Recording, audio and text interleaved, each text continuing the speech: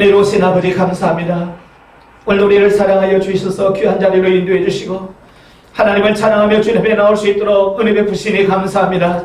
오늘 와사오니 저들을 만나 주시옵소서. 저에게 합당한 은혜가 임하게 하여 주옵소서. 성령의 붙들림 받아 되게 하시고 예수 그리스도와 하나님과 하나 되어지는 역사가 있도록 우리 하나님 도와 주시옵소서.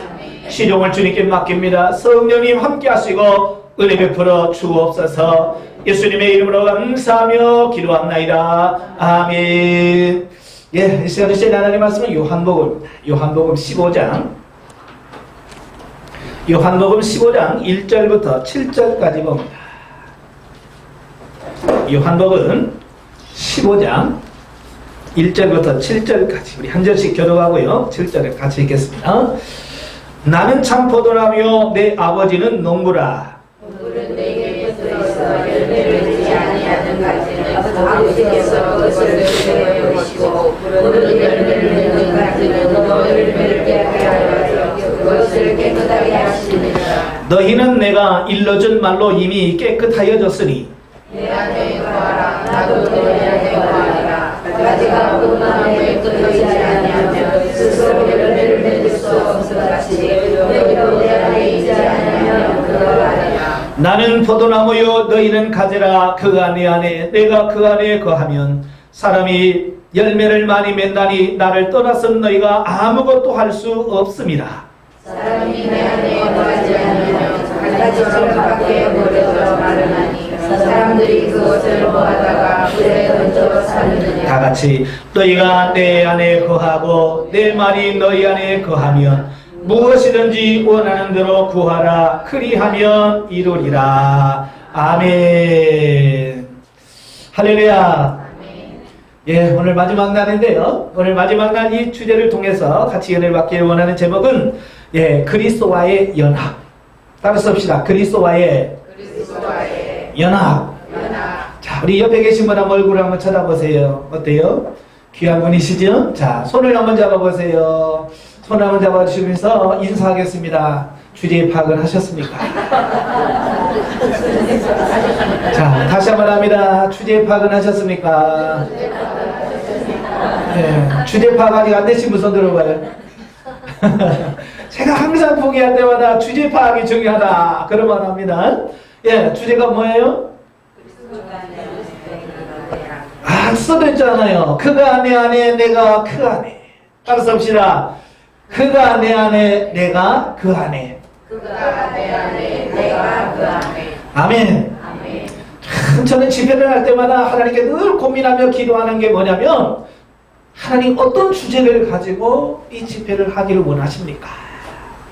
네. 그래서 첫날부터 마지막 날까지 그 한 주제를 가지고 계속해서 말씀 듣고 기도하면서 그 한 가지 회복되어지고 처리되어지면 우리가 놀랍게 변화되는 이 모습을 보게 돼요. 자, 여러분에게 18차 주제가 뭔지 아세요? 1월달에 있는 주제. 예, 딱 한 분 기억하시네. 무너진 성전을 재건하라 그랬잖아요. 예? 어때요? 근데 재건하시고 지금도 계속 그 성전이 유지되고 계십니까? 네, 지금도 무너졌을 거예요. 자, 성전이라고 하는 것은 굉장히 중요해요. 오늘도 많은 사람들이 교회를 성전이라고 하는데 오늘날의 교회가 성전입니까? 아닙니까? 아닙니다. 예, 많은 분들은 이제 너무 신령해서 교회 가면서 성전 갑니다 그러는데요. 야, 지금은 우리가 모이는 이 교회는 성전이 물론 넓은 의미로 하나님이 여기와 함께 하시기 때문에 성전이라고 할 수 있겠습니다만은 구약에서부터 내려오는 그 성전의 의미는 오늘날의 교회가 아니에요. 네, 그러니까 성전의 개념, 이 계시발전사적으로 어떻게 변화되는지를 이해를 하셔야 돼요. 그러니까 인류가 처음 하나님께 예배를 드릴 때 어떻게 예배를 드렸어요? 단을 쌓잖아요. 그죠? 단을 쌓아서 하나님께 예배를 드립니다. 그러다가 출애굽을 하지요. 이제 출애굽을 하면서 하나님께서 모세에게 뭐라고 말하냐면 성막을 지어라 그래요. 성막을 지어라. 왜 지으라고 그래요? 성막을 왜 만들라고 그래요? 예, 출애굽 25장에 뭐래요? 내가 너희를 만나겠고. 예, 하나님께서 그들의 왕이 되신 하나님, 그죠? 왕이 되신 하나님과 그 하나님의 백성들이 이스라엘 백성들이 만나는 장소가 필요하잖아요. 그죠? 예, 마치 한 나라에 대통령이 있으면 그 대통령이 들어가서 직무할 수 있는 뭔 처소가 필요한 거예요. 그래서 우리나라는 청와대라고 그래요. 그죠? 그래서 대통령이 당선이 되면 청와대에 들어가서 통치를 하는 거예요. 마찬가지로 신의 산 언약이라고 하는 게 뭐냐면 하나님과 이스라엘 백성들이 언약을 맺는데 뭐냐면 나는 너희의 하나님이 되고 너희는 내 백성이 되라. 그게 신의 산 언약의 핵심이에요. 그러니까 하나님은 이스라엘이 뭐라고요? 왕이시네요. 왕이시니까 왕이 이스라엘 백성들을 통치하고 다스리려면 뭐가 필요해요? 뭐가 필요해요? 지무실이 필요하잖아요. 그죠? 그래서 우리나라는 청와대가 있고 옛날에는 경복궁이 있고 막 그렇잖아요. 난 한 번도 경복궁 안 들어가 봤어요. 예. 근데 거기는 왕이 들어가서 통치한다는 말이에요. 그러니까 하나님이 내가 너희의 왕이다. 그래서 왕이 내려오셔서 통치하고 다스릴 수 있는 공간이 필요한 거예요. 그래서 백성들과 만나는 장소가 필요한 거예요. 그래서 성막을 만들어라. 그래서 모세가 출애굽기 25장부터 시작해서 성막을 만드는 거예요. 그래서 성막 만들기 전에는 모세와 회막에서 얘기했는데 이제 성막을 만드시면 성막 시온소 그 속죄소 위에서 하나님께서 직접 그에게 말씀하셔요. 그래서 여러분도 이 성막이 지어져야 돼요. 근데 그 성막이 한 500년, 600년 지난 이후에 솔로몬에 의해서 뭘로 바뀌어요? 그렇죠. 성전으로 바뀝니다. 단에서 성막으로, 성막에서 성전으로. 그래서 솔로몬이 그래서 7년 동안에 그 오랜 시간을 거쳐서 성전을 지어요. 자, 성전 지어져서 낙성식을 할 때 어떤 현상이 벌어졌어요? 그 성전 안에 뭐가 찼어요? 여호와의 영광 구름이 확 찼어요. 그래서 감히 누가 그 성전에 들어가서 섬길 수 없을 만큼 하나님의 임재가 탁 찼어요. 왜 하나님이 우리에게 성전을 지으라고 하냐면 바로 그거예요. 내가 너 안에 있겠다. 내가 그 안에 들어가서 임재하겠다. 이게 제일 중요한 거예요. 그러니까 성전에서 제일 중요한 게 뭐냐면 성전에서 제일 중요한 것은 뭐로 재료가 금이냐 은이냐 이건 아니에요. 지금 오늘 많은 현대인들은 뭐에다 관심을 갖냐면 외모, 규모, 어떤 재질, 얼마나 들었으면 얼마나 많은 사람이 들어가느냐 이 크기 여기에다가 초점을 맞춰요. 근데 구약에 솔로몬 성전을 보시면 생각외로 작습니다. 왜 하나님께서 그렇게 작게 만드셨을까요? 규모나 이런 게 아니라는 거야. 정말 성전에서 중요한 것은 뭐냐면 내가 그 안에 들어가서 거할 수 있느냐. 그래서 초가집을 지어도 하나님이 그 안에 들어가시면 성전이 돼요. 아멘이시죠? 그러니까 초막을 지어도 하나님이 그 안에 들어가시면 성전이 되고 대궐같이 큰 집을 짓고 금은보화로 다 꾸며놨어도 거기에 하나님이 거하지 아니하시면 그 성전이 아니에요. 그냥 하나의 건축물이 될 뿐이. 그런데 그 성전이 오늘날까지 계속 있으면 얼마나 좋겠어요. 그죠? 그런데 BC 586년에 바빌론 느부갓네살 왕에 의해서 성전이 어떻게 돼요? 파괴되고 무너져 버려요. 돌 위에 돌 하나 없이 다 무너져 버립니다. 왜 하나님의 성전이 그렇게 아름답게 지었던 성전이 왜 무너집니까? 성전이 성전다우지 않는다는 말이에요. 성전은 하나님을 기쁘시게 하고 하나님을 섬기고 하나님을 만나는 장소인데 므낫세 왕이라든지 아하스 왕이라든지 이런 여러 악한 왕들이 등장하면서 그 하나님의 성전, 하나님께 제사드리는 제단을 치워 하나님께 제사드리는 제단을 치우고 거기다가 우상을 섬기는 제단을 만들어요. 심지어 성전 안에다가 우상을 세워놔. 하나님의 성전이 성전답지 않은 거예요. 그래서 하나님께서 어떻게 하셔요? 내가 이 성전을 무너뜨리겠다. 무너지기 전에 에스겔서에 보면 그 하나님의 영광이 성전에서 뜹니다. 하나님의 영광이 성전에서 그래서 결국 동쪽 문을 향해서 그 하나님의 영광이 나가고, 하나님이 거하지 않은 성전은 더 이상 의미가 없는 거예요. 그죠? 그래서 어떻게 바벨론 사람들이 와서 다 무너뜨려버리는 거예요. 오늘도 정말 여러분들이 하나님의 거하시는 성전이지만 그 성전이 성dom답지 않으면 그 성전은 반드시 무너지게 되어 있어요.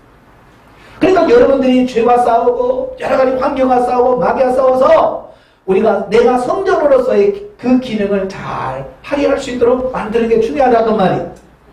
자, 그러나 스룹바벨이 또 성전을 지었잖아요. 근데 오랜 시간이 흘러서 헤롯 대왕이 46년에 걸쳐서 예수님 당시에 성전을 건축합니다. 예수님 당시도 아직 공사가 완성이 안 됐어요. 지금도 짓고 있습니다. 그렇게 46년이라는 시간 동안에 걸쳐서 지은 그 성전도 예수님께서 그 성전을 향해서 뭐라고 그래요? 돌 위에 돈 하나 없이 다 무너지리라. 왜냐하면 그 성전이 있지만 그 성전에서 정말 하나님께 예배하는 자가 없고 하나님과 만나는 게 없고 하나님 말씀과 뜻대로 아무 상관없이 사는 거예요. 더 이상의 성전의 가치가 없는 거예요. 그래서 예수님이 뭐라고? 이 성전을 헐라 내가 사흘 만에 다시 내 성전을 지으리라. 그런데 요한복음에는 아주 기가 막히게 해석을 해놨어요. 이는 자기 육체를 가리켜 하신 말씀이라. 그랬어요. 그러니까 이제 성전의 개념이 눈에 보이는 그런 성전의 개념에서 예수님께서 성전의 개념을 완전히 바꿔놨어요. 그래서 이제 눈에 보이는 성전은 성전이 아니에요. 무너져. 눈에 보이는 성전이 아니라 자기 육체가 성전이다 그랬어요. 그래서 사도 바울이 고린도전서 3장 16절, 6장 19절에 보면 너희가 하나님의 성령에 거하시는 전인 줄 알지 못하느냐 그랬어요. 이제 성전은 눈에 보이는 건물이 성전이 아니에요. 누가 성전이라고요?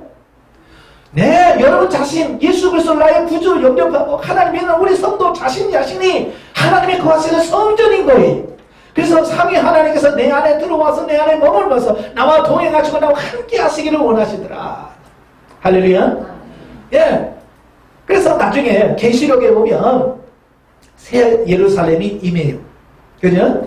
새 예루살렘이 쫙 임하는데 사도 요한이 그 예루살렘 성을 딱 보는 순간에 여기 없네 그랬어요. 뭐가 없어요? 예, 성전이 없더라 그랬어요. 새 예루살렘 성이 네모 장방 1200 스타디온에서 약 220km예요. 220km, 220km, 220km 되는 엄청나게 넓은 새 예루살렘이 하늘로부터 내려오는데 그 성전에 예루살렘 새 성읍에 딱 들어가니까 뭐가 없어? 성전이 없더라. 그래, 성전이 없어. 눈에 보이는 성전이 없는 거예요. 그래서 뭐라고 그래?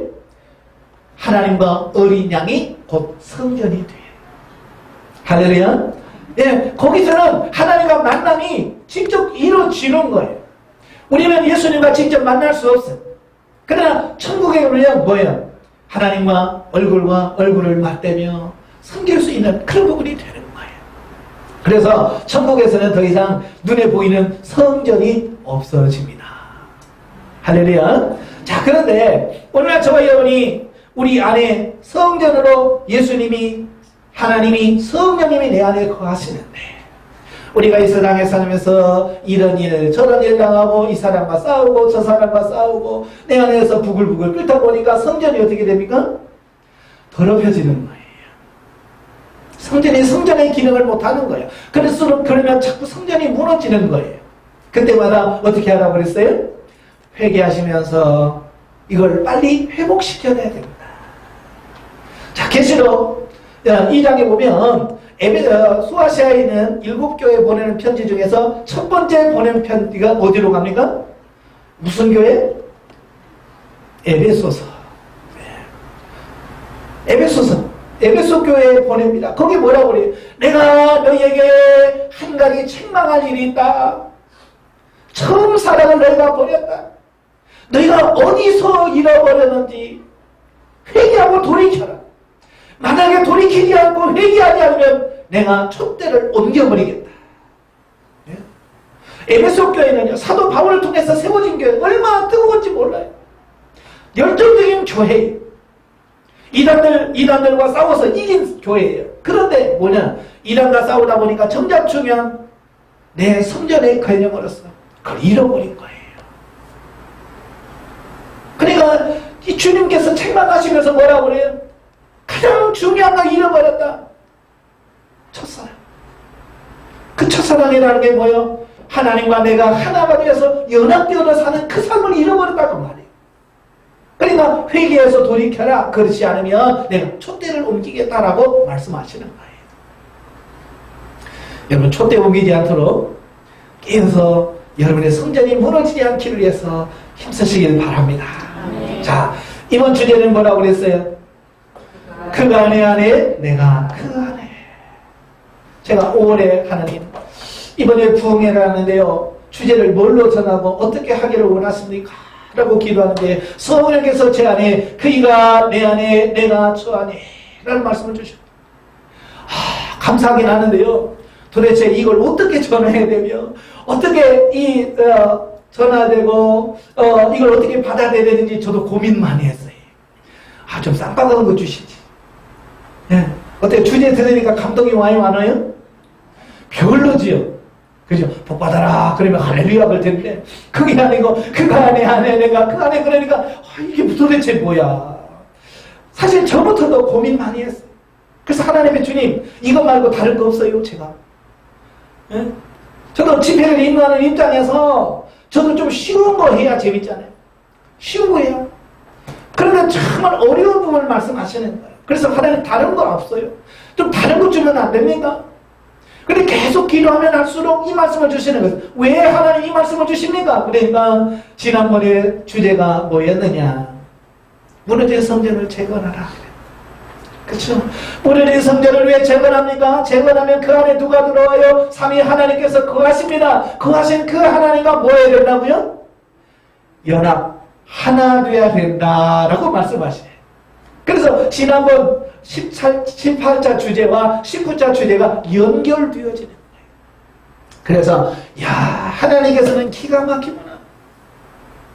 그냥 생각나게 해서 하는 게 아니라 그 하나님께서 그 연결고리를 통해서 우리에게 들어서 더 나은, 보다 나은 그런 곳으로 우리를 성장시키기 위해서 하나님께서 주제까지도 역사하신 이 부분을 보게 되어집니다. 그래서 저는 늘 집회할 때마다 주제 파악을 하라고 늘 강조해요. 왜? 주제 파악이 안 되면 이게 안 맞아요. 예. 올해날 화요일날 강사님이 있었던 백환성 목사님이 그 식사하다가 이런 얘기를 해요. 자기가 황당한 일을 경험했는데요, 자기 친구 어머님이 돌아가셔가지고 장례식장에 갔대요. 분명히 이루실이라고 그래가지고 이루실 맞겠지. 그래서 장례식장에 가서 이루실에 들어가가지고 거룩하게 묵상기도 하고, 그래서 꽃을 하나 하려고 딱 가서 딱 하는데 사진하고 이름이 틀리더래요. 성이. 그때서 이 뭐가 잘못됐다.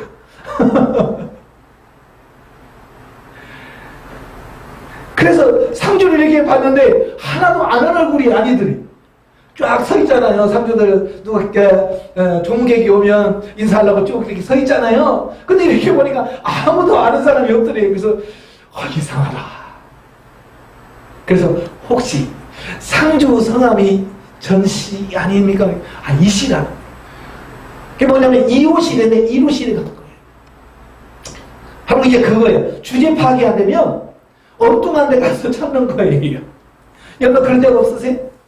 예, 바로 이거예요. 이번 주제가 뭐냐? 그가 내 안에 내가 그 안에는 주제 파악을 정확하게 한다면 내가 기도할 때도 하나님, 주님이 내 안에 내가 주님 안에 가는 신비의 연합이 내 안에서 이루어지게 하시고, 하나님과 떨어져서 사는 삶이 아니라 주님과 내가 하나가 되어서 하나님과 동행하는 삶이 되기를 원합니다.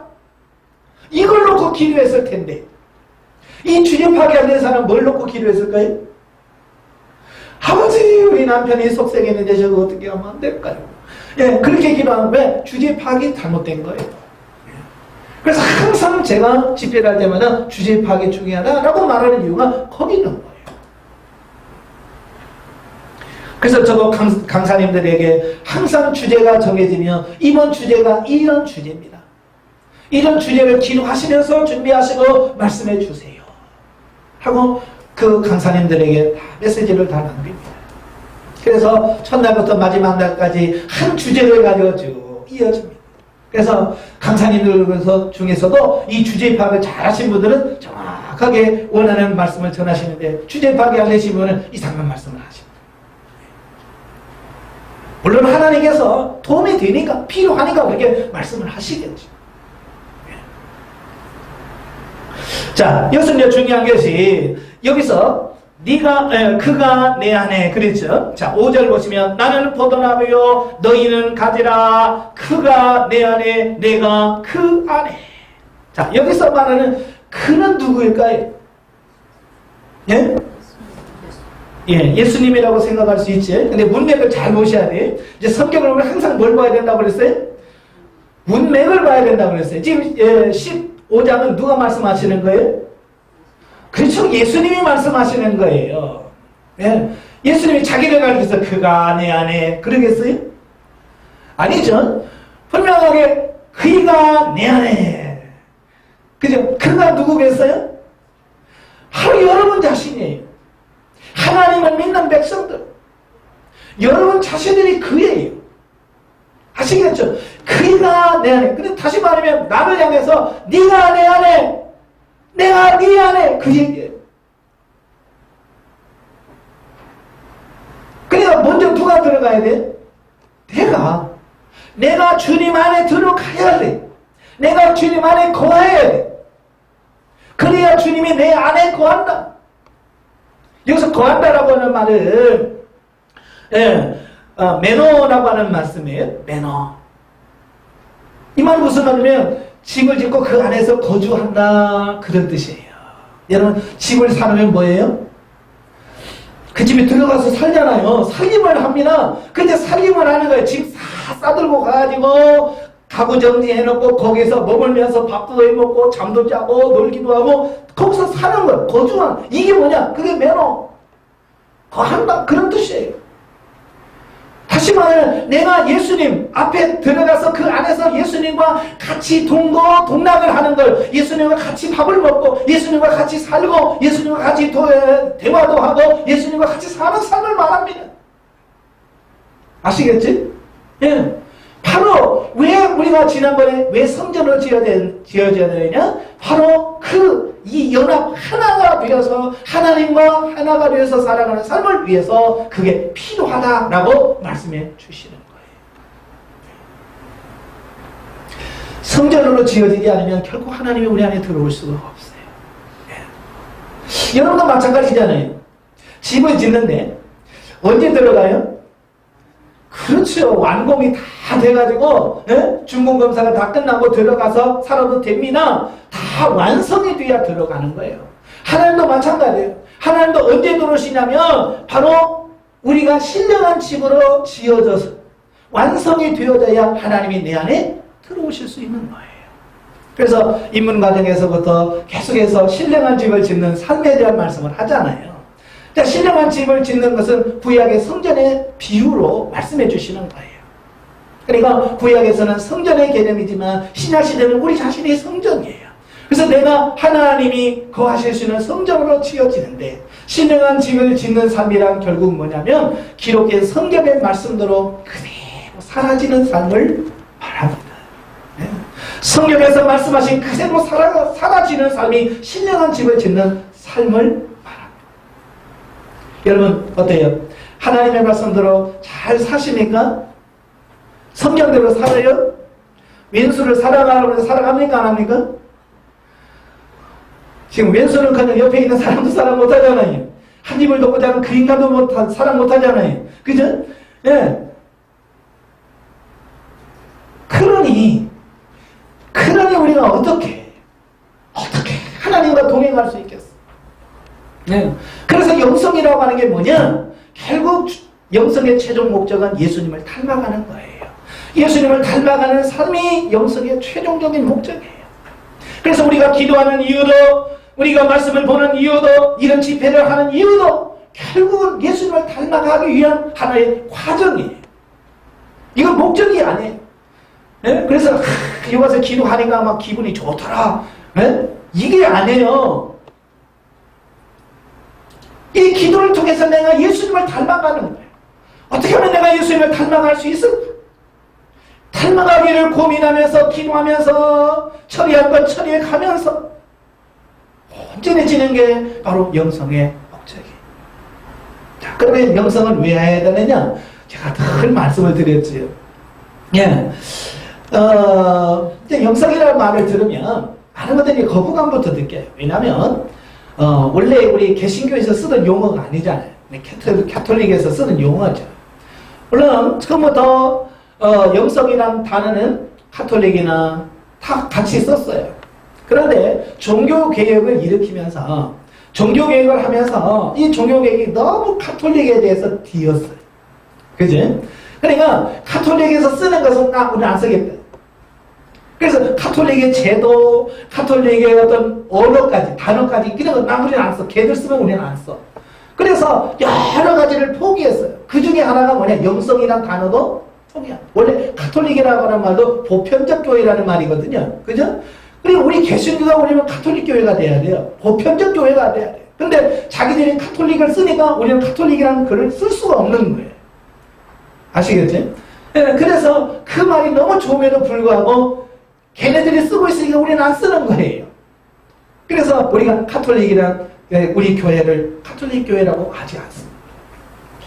그 중에 하나가 뭐냐? 영성이라고 하는 단어도 니네들 쓰면 우리는 안 쓰겠다. 그래서 경건이란 말로 썼어요. 그런데 중요한 것은 뭐냐면 이 경건이라는 말 참 중요한데요. 이 경건이란 말로 이 영성이라고 하는 이 말을 다 표현할 수가 없더라는 말이에요. 그렇잖아요. 네? 딱 그 한단한데 그걸 어떻게 다른 말로는 도무지 표현이 안 되는 부분이 있어요. 그죠? 왜냐면 영성이라고 하면 굉장히 폭이 넓은 부분이거든요. 그러니까 우리 기독교만 영성이라는 단어를 쓰는 게 아니에요.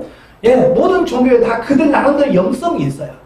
그래서 힌두교는 힌두교 나름대로 영성이 있고 무당은 무당대로 영성이 있어요. 우리는 뭐냐? 기독교 영성인 거예요. 예.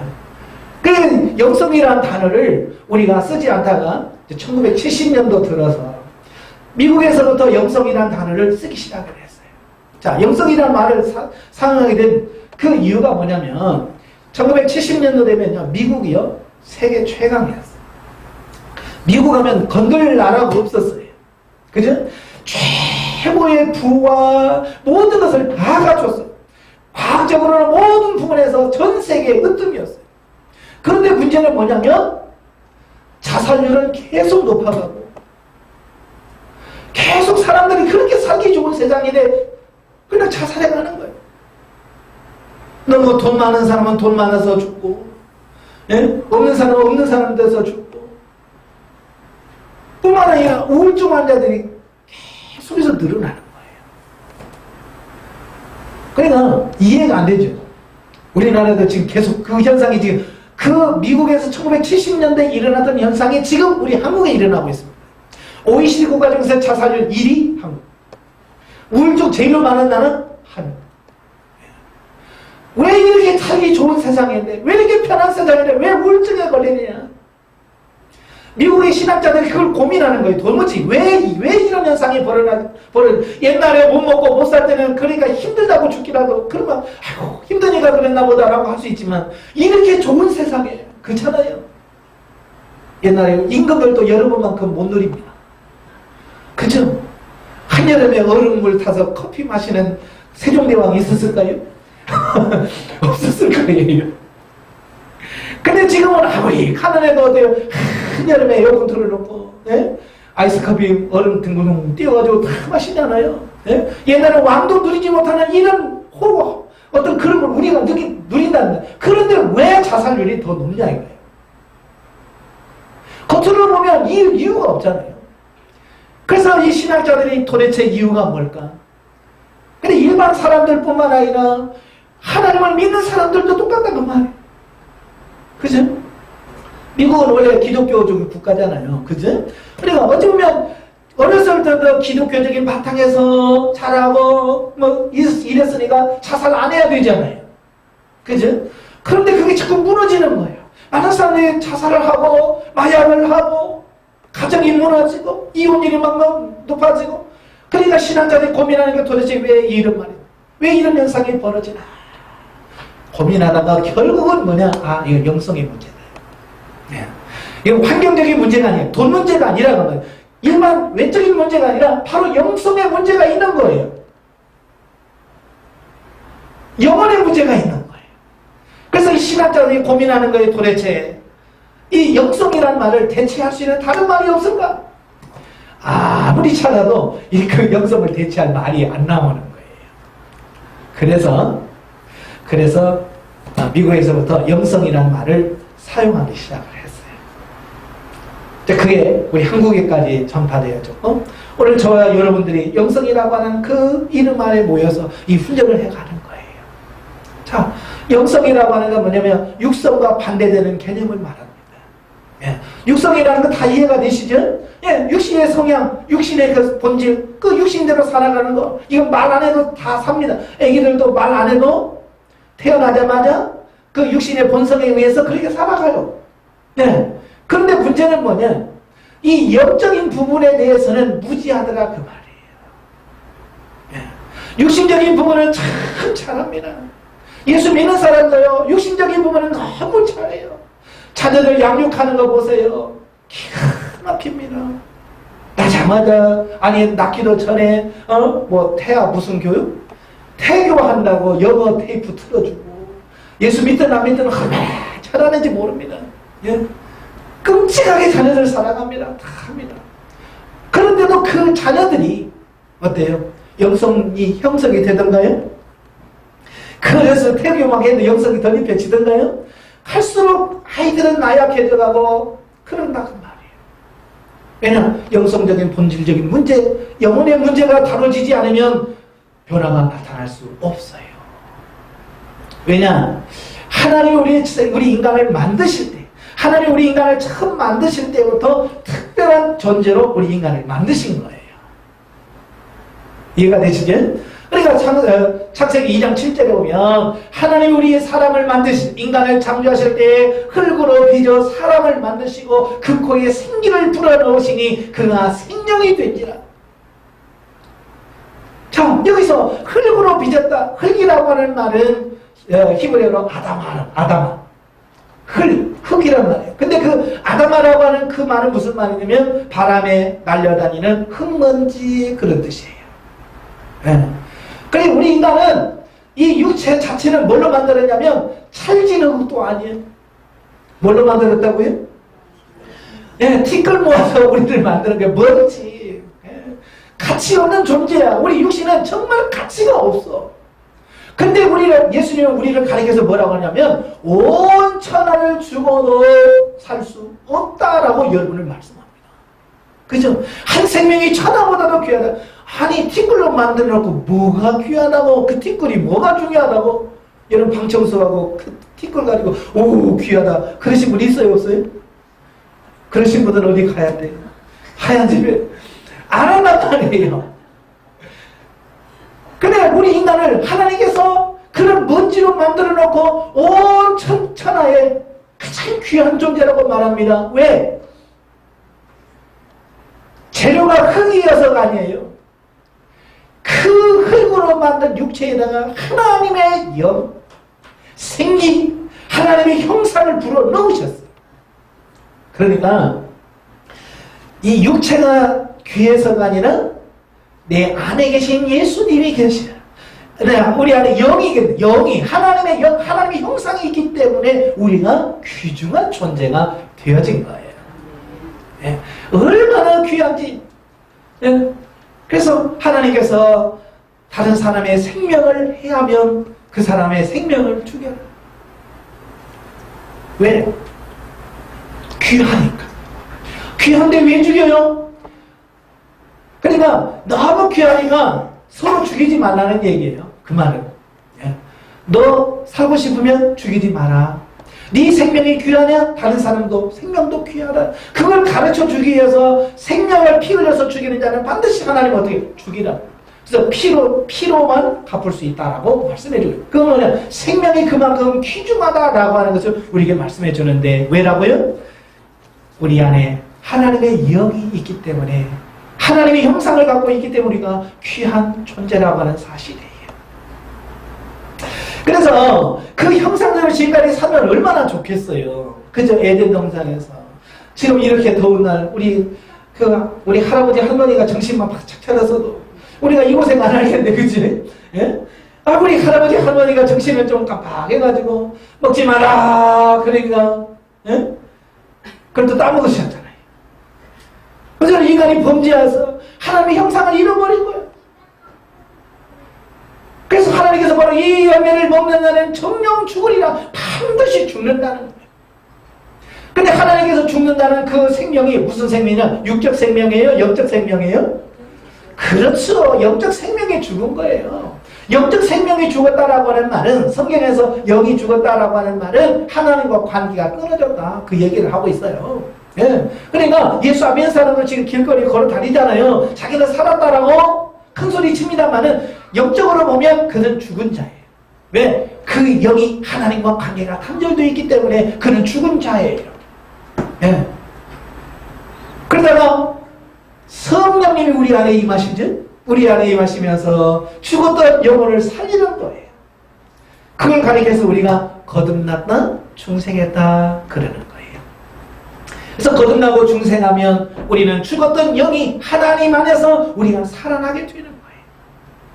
할렐루야. 예. 그런데 문제는 뭐냐면 그 영이 그냥 살아나서 그냥 가만히 있으면 되겠는가라고 하는 부분이에요. 만약에 여러분 자녀를 낳았어요. 자녀를 낳았는데 그 자녀가 1년이 돼도 그대로 있고 10년이 돼도 그대로 있다고 생각하면 여러분 어떡하겠어요? 네? 끔찍하죠. 그렇잖아요. 내가 힘써서 아기를 낳았는데 이 아이가 10년이 가도 그대로 있고 20년이 가도 그대로 있고 30년이 가도 그 아기 모양으로 그대로 있다면 너무 안타까운 거예요. 예. 저는 영성에 대한 부분을 몰랐을 때는 영이 성장해야 된다는 사실을 잘 이해를 못했어요. 근데 영성에 대한 부분을 이해하고 보니까 영이 성장해야 되는구나. 마치 우리 사람이 아이를 낳으면 그 아이가 자라면서 점점 성장해 가면서 행동이 다르고 말이 다르고 모든 게 달라지잖아요. 그죠? 마찬가지로 우리가 거듭나고 중생한 영이 그냥 어린아이 상태로 계속 있는 것이 아니라 성장해서 장성해 가서 여러분처럼 교회나 가정이나 모든 부분에서 어떤 역할을 감당해낼 수 있는 그 삶으로 성장해 가기를 하나님은 원하신다 그 말이에요. 그런데 놀라운 것은 이 땅에 많은 크리스찬들이 있지만 그 영에 대해서 관심이 있는가라고 하는 부분이에요. 놀랄 만큼 신앙생활 하면서 그 영혼에 관심이 없어요. 저도요 영성을 하면서 깜짝 놀랐던 게 그거예요. 영혼이라는 말을 하지만 정말 영혼에 대한 인식이 없어요. 영혼에 대한 것을 느끼지를 못하는 거예요. 그저 뭐예요? 열심히 교회 가서 봉사하고 충성하면 하나님께서 복을 주실 거고 나중에 죽으면 저 천국에 갈 거고 그 이상 아무것도 없어요. 그래서 복 받으려고 열심히 기도하고 복 받으려고 열심히 헌금하고 복 받으려고 열심히 전도하고 그래서 왜 이렇게 열심히 전도하세요? 그럼 뭐라고 그래? 복 받으려고. 왜 이렇게 새벽 예배 그렇게 안 빠지고 가세요? 그럼 뭐 하려고? 복 받으려고. 뭐가 뭔지를 잘 모르는 거예요. 왜 우리가 예수를 믿어야 되며 왜 영혼이 성장해야 되는지를 모르니까 그저 눈에 보이는 육신적인 것에 초점을 맞추며 살아가고 있더라 그 말이에요. 네. 아까도 말씀드렸죠. 우리 몸은 뭘로 되어 있다고요? 먼지 티끌로 되어 있어요. 그러니까 이건 가치가 없는 거예요 사실은. 그런데 많은 사람들은 지금 어디다가 모든 가치를 두냐면 이 티끌 같은 이 육체에다가 모든 초점을 다 맞추고 있어요. 자 여러분 한번 예를 들어 봅시다. 아침에 일어나면 제일 먼저 하는 게 뭐예요? 네? 세수, 예, 좋죠. 세수. 새벽 기도 가려면 새벽 예배 하지요. 그리고 나서 뭐예요? 세수하고 나서 뭐예요? 거울 보면서 뭘 다듬어요? 이 몸을 다듬어. 육체를, 눈에 보이는 얘가 너무 귀한 거예요. 티끌로 만든 이 육에다가 모든 관심과 초점을 다 육에다 쏟는 거예요. 정작 중요한 것은 눈에 보이는 얘가 아니라 얘 안에 숨은 영, 속사람인데 속사람에 대해서 관심이 없어요. 기도를 해도 영혼을 위해서 기도하는 사람이 없습니다. 자녀를 위해서 기도하지만 자녀의 영혼을 위해서 기도하지 않습니다. 뭘 위해서 기도해요? 자녀에게 축복을 주시옵소서. 인권을 주시고 물질을 물권을 주시고 영권을 주시고 머리가 될지는 꼬리가 되지 않게 하시고 그래봤자 다 죽고 썩을 건데. 정말 중요한 게 뭐냐면 그 아이의 안에 있는 영이에요. 그 영혼이 거듭나고 중생에서 하나님 예수 그리스도를 닮아가는 성장 성숙이 이루어져야 되는데 거기에 관심이 없는 거예요. 그러니까 권사님 장로님 뭐 다 돼도 고등학교 들어가면 다 뭐라고 그래요? 교회는 나중에 간 공부는 때가 있다. 일단 대학교 시험 붙고 나서 그 다음에 신앙생활 해라. 그러니까 주일날은 그냥 너 학원에 가서 공부해. 영혼의 중요함을 모르기 때문에 그들은 육신의 중요함을 알기 때문에 그 육신을 위해서 그 자녀를 어떻게 해요? 거기다 올인시키는 거예요. 대학교 들어가면 그 아이가 스스로 알아서 이제는 공부 끝났으니까 이제 하나님께로 가야지 그러면서 가는 사람 있어요 없어요? 없어요. 대학교 들어가면 이제 부모님 말도 안 들어요. 그러면 그때서야 아이고 그때 내가 잘할 걸 이미 지났어요. 지금 그러면서 울면서 기도하는 부모들이 얼마나 많은지 몰라요. 어렸을 때부터 그 아이를 놓고 공부 좀 못해도 돼요. 1등 못하면 뭐 인생 못 사니까? 꼴등은 못 살아요? 아니요, 잘 살아. 제가 여기 와서 초등학교 동창들을 이렇게 만났잖아요. 초등학교 동창들 만나니까 옛날에 다 알잖아요. 옛날에는 공부 못하면 나머지 공부 시켰잖아요. 그죠? 받아쓰기 못하면 나머지 공부. 나머지 공부 몰라요? 남아서 공부해야 돼. 받아쓰기 못하면 그냥 잘하는 애들 붙여갖고 야 너 얘 할 때까지 네가 가르쳐. 선생님은 자기가 가지고 좀 하는 애들한테 이렇게 다 맡긴단 말이에요. 하나씩. 그럼 막 구박받으면서 야 그것도 모르냐? 야 그것도 써. 니는 써. 막 그러면서 그러면서 가르치잖아요. 한글 몰라가지고 맨날 나머지 공부하는 애들이 보니까 잘 살더라고 지금. 옛날 초등학교 때 그 나머지 공부하느라고 얼마나 그 고생했던 친구 잘 살아요. 그 나머지 공부에서 인생 망치는 게 아니에요. 근데 중요한 게 뭐냐? 예수 그리스도를 아는 친구들과 예수 그리스도 모르는 친구들이 다르더라고 말이에요. 때깔부터 달려요.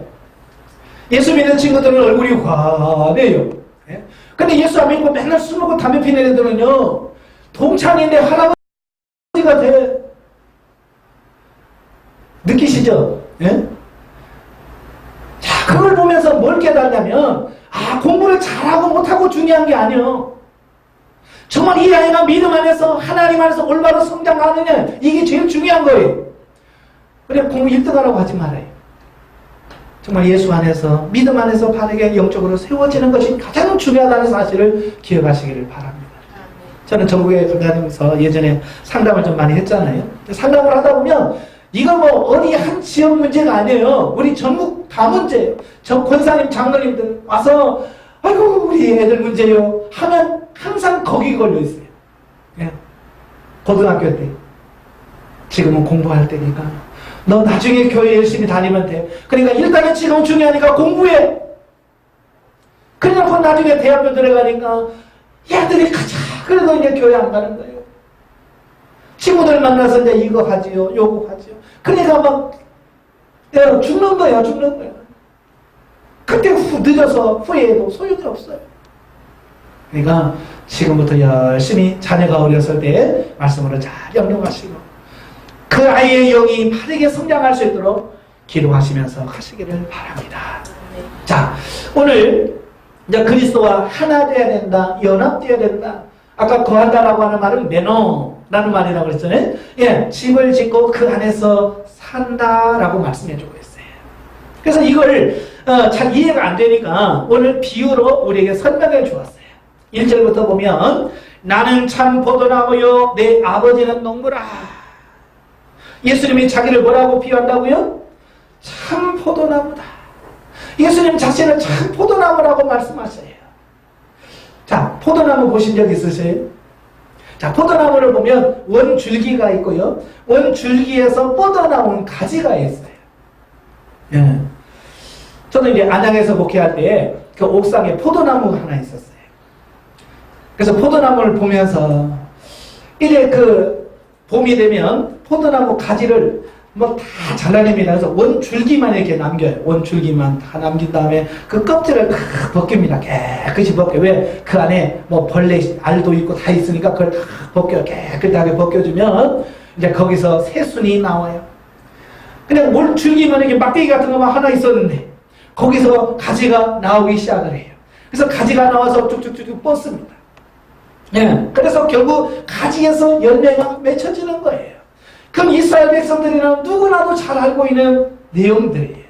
그래서 예수님께서 말하는 나는 포도나무요 내 아버지는 농부라. 물은 내게 붙어 있어 열매를 맺지 아니하는 가지는 아버지께서 그것을 제하여 버리시고. 자, 그 농부가 애써서 포도나무 줄기를 그렇게 다듬고 하는 이유가 뭐겠어요? 가지가 잘 나서 가지에서 좋은 열매 맺으라고, 좋은 포도 열매 맺으라고 그렇게 하는 거 아니겠어요? 그죠? 그래서 뜨거운 여름에도 따주고. 예, 포도 농사가 쉬운 게 아니더라고요. 예. 그냥 포도나무 열린 대로 그대로 놨더니요, 나중에 하나도 못 먹겠더라고요. 저도 이제 포도나무 말만 들었지, 키워봤어야죠. 그냥 처음에는 그냥, 지가 열겠지 뭐, 가래 따먹겠지, 뭐 이러고 그냥 놔뒀어요. 그랬더니, 포도가요, 따글따글 너무 작고요. 이게 막 계속 붙은 게 커지다 보니까요, 막 터져. 이게 서로 알끼리 이렇게 밀려가지고요, 터져가지고요, 나중에 하나도 못 쓰겠더라고요. 그래서 나중에 보니까 그 포도 알맹이를 막 따주더라고요. 예, 얼기설기 막 따줘요. 아까운 걸 왜 따냐? 그 따줘야 공간이 생기면 그 공간만큼 열매가 커지는 거예요. 포도 알맹이가 커지는 거예요. 그래서 그걸 알아가지고 계속 따주는데요. 내 딴에는 실컷 땄다고 따줬는데 며칠 만에 가보면 또 꽉 차 있어요. 그럼 막 또 막 따줘요. 또 헐렁헐렁해는 또 며칠 만에 가면 또 꽉 차 있어요. 자, 그걸 보면서 야, 이거 포도 한 송이가 열매가 맺기까지 얼마나 힘든지. 그걸 보면서 하나님이 농부라 그랬잖아요. 그죠? 하나님이 여러분 한 사람 한 사람을 만들어가기 위해서 얼마나 힘쓰고 애쓰는가. 그게 보여요? 안 보여요? 예, 저도 목회를 해보니까요. 이 한 사람 한 사람을 변화, 훈련, 성장시키고 성숙시켜서 하나님의 자녀로 만든다는 게 이게 얼마나 힘든지. 예, 정말 힘들더라. 예, 정말 힘들어요. 사람 변화만큼 힘든 게 없어요. 저는요, 맨 처음에는요, 저 자신있게 시작했거든요. 왜냐면 제가 영성을 하면서 제가 경험한 걸 많이, 내 자신의 변화되고 내가 새로워지는 것을 많이 경험했기 때문에 아, 이렇게만 하면 되나 보다 싶어서 열심히 가르쳤어요. 근데 변화가 안 되는 거예요. 예. 변화가 안 되는 거예요. 그래서 이거 내가 하는 게 아니고 내가 하는 게 아니고 성령께서 하시는구나. 그래서 이제 하나님께, 성령님께 맡겨드리는 훈련을 한 거예요. 그래서 상담하면서도 그냥 하나님께 맡기면서 상담을 하고, 강의하면서도 하나님께 맡기면서 강의하고. 그러니까 하나님께서 서서히 만지시고 앉아서 하나씩 하나씩 변화시켜 가더라, 그 말이에요. 네. 근데 그 변화가 너무 더딘 거예요. 더뎌. 네. 좀 빨리 됐으면 좋겠는데. 네. 그래서 제가 영성하면서 결국 제가 내린 결론은 뭐냐면 영성 목회는 기다림이다. 오랜 시간 기다려야 돼. 마치 예수님은 그러잖아요. 농부가 농사를 씨를 뿌려놓고 그 열매가 맺기까지 오래 기다리듯이, 참고 기다리듯이 우리도 하나님 앞에서 우리도 기다려야 된다는 사실을 배웠어요. 혹시 여러분 남편이 안 변한다고 조급해하지 마세요. 또 여러분 스스로가 그렇게 너무 빨리 바뀌지 않는다고 너무 재촉하지 조급하지 마세요. 때가 되어야 돼요. 때가 되면 꽃이 피고 열매가 맺게 돼 있어요. 인내하시기를 바랍니다. 아시겠지? 저도 오늘 상담하다 보면 목사님 저는 왜 이렇게 안 변하는지 모르겠어요. 그러면 제가 아유 겨우 3개월 해놓고 그런 말씀을 하세요. 네? 3년에도 안 바뀌어요. 10년에도 이 인간들은 안 바뀝니다. 그만큼 독한 게 진짜 인간이에요. 하나님께서 그걸 바꿔가시는 거예요. 그래서 하나님께서 저와 여러분을 이제 변화시키시려고 이제 훈련을 도입하시는 거예요. 마치 농부가 그 포도나무 열매를 맺기 위해서 껍데기를 다 벗겨요. 가지 줄기에 있는 껍질을 다 벗겨내고요. 그 줄기를 다 잘라내고요. 그렇습니다. 오늘 저와 여러분도 마찬가지예요. 여러분 열매 맺는 삶을 만들기 위해서 하나님께서 지금 오늘 여러분도 어떻게 해요? 지금 가지치기 하고 계시고 열심히 여러분을 지금 다뤄가고 계시는 것을 보게 됩니다. 그래서 하나님의 훈련이 하나님의 손길이 미치지 않는 것이 하나도 없더라. 하나님께서 미치지 않는 게 없어요. 여러분의 삶 속에 하나님께서 영향을 다 미치십니다. 자녀를 낳으신 부모님들은 자녀를 위해서 참 걱정 많이 해요. 그죠? 그래서 제가 그래요. 냅둬요. 하나님이 알아서 하셔요. 기다리면 됩니다. 하나님께 맡기세요. 근데 그걸 못하는 거예요. 하나님께 못 맡기는 거예요. 예. 그래서 내가 막 나서 하다 보니까 부작용이 자꾸 일어나는 거예요. 그죠? 그래서 그냥 놔두면 하나님께서 알아서 다 할 텐데. 그래서 자꾸 내가 나서서 한다고 해서 상처를 주고 그리고 자녀와의 관계마다 점점점 깨지는 것을 보게 돼요. 주님께서 하나됨에 대한 비밀을 가르쳐주면서 나는 포도나무요 너희는 가지다. 그래서 가지가 열매를 맺기 위해서는 어떻게 된다고요? 붙어 있어야 돼요. 떨어지면 안 돼. 떨어지면 그 가지는 말라 죽는 거예요. 저와 여러분이 예수 그리스도와 생명적 연합 하나가 되어지는 이 부분이 필요합니다. 또 성경에서 하나됨의 비유를 뭐로 비유했냐면 부부로 설명을 해줘요. 나는 남편이고 너희는 아내다. 그리스도의 신부다라고 말씀해주고 있습니다. 인간 관계 속에서 제일 가까운 사이가 어떤 사이예요? 부부죠. 이게 부모와 자식은 일촌이라고 그래요. 그죠? 부모와 자식은 일촌이에요. 근데 부부는 무촌이에요. 촌수가 없어. 그래서 하나님께서 이 부부를 딱 붙여줘서 너희는 하나다 라고 말씀하셔요. 자, 그런데 여러분 이 부부로 살면서 마음이 다 100% 다 맞는 분 손들어봐요. 네? 하나도 없네요. 자, 저도 해보니까요. 왜 이렇게 안 맞는 게 해반이고요. 맞는 게 없어. 그죠? 그래서 요즘은 많은 사람들이 이혼하면서 이혼 사유가 뭐예요? 그죠. 성격 차이. 만약에 성격 차이로 이혼했으면 나는 수백 번 했어야 돼. 성격 차이로 이혼했으면 수백 번 해야 돼. 그러니까 이게 성격 차이는 이혼 사유가 안 돼. 네. 그래서 하나님께서 그러면 왜 성격 다른 사람을 왜 붙여주었을까? 좀 하나님께서 똑같은 사람 붙여주면 괜찮을, 여러분 똑같은 사람 만나면 괜찮을까요? 더 속 터져. 다르니까 내가 게으르면 한쪽은 부지런해서 요거라도 좀 맞추기라도 하지. 근데 같이 게으르면 이건 끝이야. 그죠? 그래서 부부들 만나면 한 사람은 부지런하고 한 사람은 게으르고 한 사람은 뭐 초저녁잠이 많으면 누구는 새벽잠이 많고 그리고 새벽에 할 일, 초저녁에 할 일 이렇게 해서 다 하지. 예? 하나님께서 기가 막히게 알아서 반대로 다 맞춰놨는데 우리는 그것 때문에 속상해 하잖아요. 왜 이렇게 우리는 다른 게 많다고. 제가 그러죠. 다르니까 부부지. 똑같은 사가 아니고 서로 다르니까 부부. 저도 처음에는 결혼해서 자꾸 이걸 맞추려고 했어요. 맞추려고. 그래서 나 다른 사회라고. 나처럼 안 하고 나처럼 일찍 자고 나처럼 일찍 일어나 그러는데 체질이 다른데 늦게 자고 늦게 일어나는 사람을 일찍 자고 일찍 일어나면 그게 되겠어요? 그게 가지고 이제 다툼이 일어나게 되는 거예요. 근데 좀 시간이 지나니까 이건 포기해야 되는구나. 내려놔야 되는구나. 그래서 시간 되면 먼저 차고 시간 되면 먼저 일어나고 그러니까 그거 가지고 싸울 일이 없잖아요. 그죠? 이제 맞춰가는 거예요. 맞춰가는 거예요. 그래서 하나님과 우리 사이를 부부 사이로 말씀해 주셔요.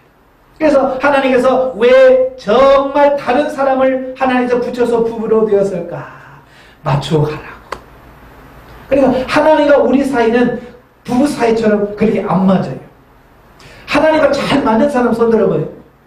나는 하나님과 뭉짝이 잘 맞는다고 손 들어봐요. 안 맞아도 지질이 안 맞아요. 나는 돈을 달라고 그러면 하나님은 돈을 안 주셔. 나는 건강을 원하는데 하나님은 건강을 안 주셔. 그죠? 그래서 이사야 55장 8절 9절에 뭐라고 말씀하세요? 내 생각과 너희 생각이 다르며 내 길과 너희 길이 다르며 어찌 그렇게 나와 집사람 관계처럼 하나님과 나와 관계가 왜 이렇게 안 맞는지. 영성이라는 게 뭐냐? 맞춰가는 거예요. 그래서 하나님께서 부부로 맞춰주신 건 뭐냐? 서로 관계 속에서 하나씩 맞춰가는 것처럼 내가 신앙생활 하면서 하나님과 나를 하나씩 맞춰가는 거예요. 그 훈련하는 거예요. 이게 하나님은 안 보이시잖아요. 그래서 보이는 남편과 부부를 딱 붙여줘서 니네끼리 한번 훈련해봐. 훈련해 가면서 맞춰가봐. 그러면서 하나님과 하나 되는 법을 배우게 하시는 거예요.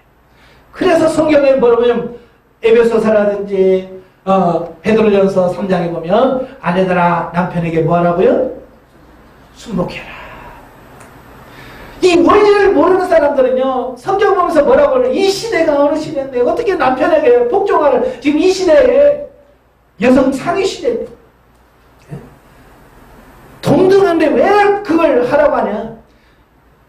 그 말을 가지고 자꾸 하시는데요. 하나님 원리를 말씀하시는 거예요. 원리. 아내들은 남편에게 순복함으로 뭘 배우냐면 하나님의 말씀을 순복하는 법을 배우게 됩니다. 그러니까 아내들이 남편의 말에 불순종하면 결국 그 사람은 하나님의 말씀도 불순종하는 사람이 돼요. 아시겠죠? 그래서 성경에 보면 항상 아내들아 남편에게 순복해라. 남편이 잘나서가 아니에요. 하나님께서 영적 원리를 정해주셨어요. 그래서 남편이 좀 시원찮아도 하나님으로 인식을 하고 주여 말씀하소서 하고 말씀을 듣고 하다 보면 하나님의 음성이 그렇게 들려지게 되고 하나님과 관계가 회복이 되어야죠. 자, 반대로 남편들은 뭐라고 그랬어요? 남편들아 아내를 뭐하라고요? 사랑해라. 그래서 아내는 남편의 말에 복종을 하고 순종을 하고 남편들은 아내를 사랑하는 거예요. 그러니까 아내를 사랑하면서 뭘 배우냐? 하나님의 사랑을 인식하는 거예요. 아내가 마음에 안 들지만 그래도 그 마음에 안 드는 아내를 사랑하면서 뭘 배우냐면 그래 하나님이 나를 보실 때 내가 아내 마음에 안 드는 것처럼 이렇게 마음이 안 드시겠지. 그래도 하나님께서 이렇게 나를 도와주고 이렇게 하시겠지. 그러면서 아내를 사랑하면서 하나님의 사랑을 깨닫는 거예요. 아시겠죠? 그래서 부부간의 관계가 회복이 되어야 하나님과 관계가 회복되어지는 거예요. 이게 원리예요. 영적 원리란 말이에요. 근데 어느 교회에서 그렇게 가르치는 교회가 어디 있어요? 안 가르쳐요. 영적 원리, 이런 원리를 안 가르친단 말이에요. 그래서 여러분 가정에서 정말 남편의 말에 순종하시기를 바랍니다. 순종하시길 바랍니다. 저도 이 원리를 깨닫기 전에 저 뒤에 우리 아들이 있습니다만은 초등학교 4학년 때인지 학교에 갔다 오더니 열이 나요. 몸이 열이 나고 그래서 그냥 감기인가 보다. 있었는데 갑자기 얼굴에서 뻘긋뻘긋하게 막 나와요. 그래서 병원에 갔더니 홍역이에요. 홍역. 홍역이래요. 홍역이 무섭더라고요. 온몸에서 막 그 열꽃이 핀다고 그랬잖아요. 온몸이 열꽃이 피면서 숨도 거의 잘 못 쉬고 막 저녁에 하는 거예요. 아이고 뭐 꼭 죽을 것처럼 그래요. 그래서 우리 아들이 밤에 1시쯤에 막 하면서 그냥 막 힘들어서 하고 있는 그 모습을 제가 보면서 제가 하나님께 기도했어요. 하나님, 정말 이 아이의 아픔을, 이 아이의 고통을 나에게 주세요. 내가 대신 아플 테니까 이 아이의 모든 고통을 나에게 주시고 이 아이를 치유시켜 주세요. 막 새벽 1시쯤에 우리 아들을 붙들고 하나님께 눈물로 기도하고 있었어요. 하나님, 제발 좀 제가 대신 아플 테니까, 내가 대신 아플 테니까 하나님 이 아이를 치유시켜 주세요 하고 막 기도를 하고 있는데 주님께서 저를 찾아오셨어요. 네 아들을 그렇게 사랑하느냐? 네. 정말 이 아픔을 제가 대신 아팠으면 좋겠습니다. 그때 주님께서 뭐라고 말씀하냐면, 네가 네 아들을 사랑하는 것 그 이상으로 내가 너를 사랑한다. 그 말을 듣는 순간에 그렇구나. 나는 내 자신만 사랑한 줄 알았어요. 근데 하나님은 내가 내 자신을 사랑하는 그 이상으로 하나님이 나를 사랑하고 있다는 사실을 알기는, 그 순간 깨달은 게 뭐냐면 하나님 왜 자녀를 주셨는지를 알겠더라고요. 네. 그러니까 내 자신을 사랑하면서 뭘 깨달으라고요? 그래요, 하나님의 사랑을 깨달으라고 말이야. 그래서 자식이 아프면 정말로 내가 내 생명이라도 바치고 싶을 만큼 우리는 내 자신을 사랑하잖아요. 하나님은 똑같아. 그래서 하나님께서는 우리를 너무너무 사랑해서 자기가 사랑하는 독생자 우리 아들 십자가 못 박혀 죽으시면서까지 저와 여러분을 위해서 사랑하셨잖아요. 그 사랑이에요. 바로 그 원리를 우리가 정확하게 인식을 하셔야 돼요. 저도 어렸을 때부터 행복한 어머니와 아버지와 이런 관계가 좋은 과정을 보고 자란 건 아니거든요. 저희 아버님은 제가 8살 때 돌아가셨어요. 초등학교 1학년 돌아가셔서 부부가 어떻게 사는지를 못 봤어, 내가. 그러니까 제가 성장을 했어도 남편의 역할이 뭔지, 아버지의 역할이 뭔지, 그 아버지를, 육신의 아버지를 보면서 그걸 배웠어야 되는데, 아버지가 너무 일찍 돌아가셔서 그걸 본 적이 없어요. 배운 적이 없는 거예요. 그래서 제가 결혼해서 자식을 낳았는데, 참 막막한 게 뭐냐면, 아버지 노릇을 어떻게 해야 되지? 네, 본 적이 없잖아요, 본 적이. 경험한 적이 없잖아요. 그래서 내 나름대로 이렇게 하면 아이들이 좋아하겠구나 해서 내 나름대로 열심히 해서 우리 아들을 사랑하고 애들을 막 키웠는데 애들을 막 힘들어하는 거예요. 심지어 내가 이쁘다고 막 하는데 울어. 그럼 나는 성질나는 거예요. 내가 너 이쁘다고 그러는데 왜 울어? 그게 뭐냐면 자식이 원하는 사랑이 아니라 내가 하고 싶은 사랑을 막 해대는 거예요. 예. 그러니까 나는 사랑하는데 아이들은 그 사랑이 자기가 원하는 사랑이 아니니까 그럼 우는 거예요. 그럼 난 속상해서 왜 울어? 그쵸? 그러니까 또 사이가 또 나빠지는 거예요. 예. 그래 여성을 보면서 하면서 하나님께서 그런 부분을 조명시켜 주시는 거예요. 아버지의 사랑을 경험해서 이렇게 해야 되는구나, 이렇게 해야 되는구나 라고 하면서 조금씩 바뀌어졌어요. 만약에 제가 영성훈련 안 했으면 모르겠어요. 우리 아들이 어떻게 바뀌었는지 모르겠어요. 지금 어느 골목에서 지금 뭐 하고 있을지도 몰라. 다행히 하나님께서 저를 일찍이 만나 주셔서 그런 부분들을 하나님께 기도하면서 하나씩 바꿔가기 시작을 했어요. 네. 하나씩 바꿔가기 시작하니까 관계도 중요하죠. 지금도 그런 우리 아들이 저를 존경하는지 모르겠어요. 대학교 신학교 1학년 들어가더니 오늘 학교 갔다 와서 뭐라고 말하냐면 오늘 학교에서 가장 존경하는 인물이 누구냐 교수가 뭘 써내려버린대. 그래서 막 쓰다가 뭐라고 썼냐, 아빠 썼대. 우리 아빠. 그래서 제가 울었잖아요. 눈물이 나서 속에서 정말 내가 정말 가장 존경하는 그런 아버지가 될 수 있나? 그러면 하나님께서 저를 다루심이 있었고 하나님이 저를 변화시켰기 때문에 그런 말 들었지. 만약에 그런 훈련이 없이 내가 변화되지 않았다면 제일 보기 싫은 사람 누굴까? 아빠. 그렇게 되면 거 아니에요? 네? 떠나고 싶은 사람 누굴까? 아빠. 그렇게 나왔을 거 아니에요.